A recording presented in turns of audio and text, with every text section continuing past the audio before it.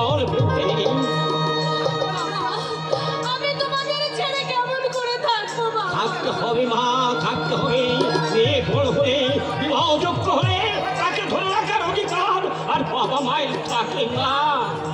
যে ছেড়ে থাকবে আমার যে কি কষ্ট হবে সে আমি কাউকে বলে বোঝাতে পারবো না।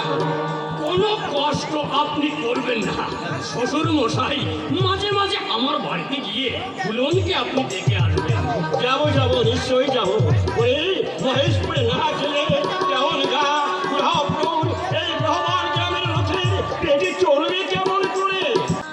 আর যদি নয় ওই নন্দুয়া গাড়ি জোড়া হলো। বাবা আরে জন্ম জন্মান্তরের সম্পর্ককে মনে রেখে চিরস্মৃতি হয়ে শীতের সিঁদুর তুমি সার্থক করো। বাবা বলতে যান আগে বলুন। ফুলনকে তুমি একটু দেখো বাবা। ও আমার মা হারা, ওর অভাগী মেয়ে। এতটুকু বয়স থেকে ওকে আমি কোলে পিঠে করে মানুষ করেছি।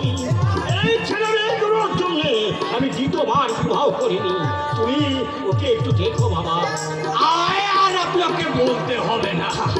এ বয়সে আমি ফুলনের থেকে বড়, বড়র মতোই আমি ওকে সব কিছু বুঝিয়ে দেব। তোমার উপর সে বিশ্বাস আমার আছে বাবা করতে না। ঘরে শুধু আমার দিদিকে একটু আপন করে নিতে পারলে ফুলনের আর কোনো কষ্ট হবে না। চলো চলো ফুলন, আমার সঙ্গে চলো, বড্ড দেরি হয়ে যাচ্ছে। আয় মা। চলো